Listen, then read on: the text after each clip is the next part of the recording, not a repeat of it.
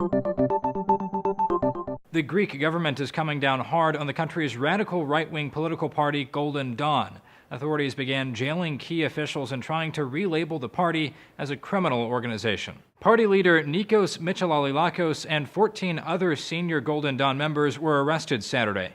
It's the largest crackdown on a political party since the fall of Greece's military dictatorship in 1974. The radical right-wing party, frequently labeled a neo-Nazi group by opponents, recently rose to power by channeling the resentment of austerity-stricken Greece. It commands 7% of the vote in Greece and holds 18 seats in parliament. The arrests were prompted by the murder of anti-fascist rapper Pavlos Fysis. Greek police say the killing was encouraged by the rhetoric of the political party and are moving to reclassify Golden Dawn as a criminal organization. But the sudden arrest of acting members of parliament who will not lose their seats unless they're actually convicted of a crime could cause political turmoil for the Greek government. The Guardian writes Greece is wading into uncharted waters constitutionally, with experts emphasizing the impossibility of outlawing a party catapulted into parliament by democratic means. And while Golden Dawn's popularity plummeted after the murder, an Al Jazeera reporter notes these high-profile arrests might actually boost the party in the short term. The attitude of the party, I think, is basically to politicize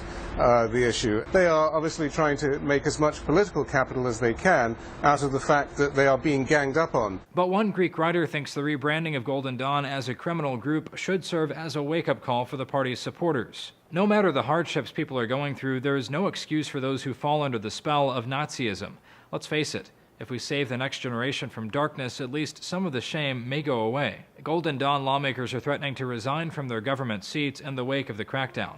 If they follow through, their actions would prompt a by-election and could damage Greece's fragile coalition government. For Newsy, I'm Zach Toombs.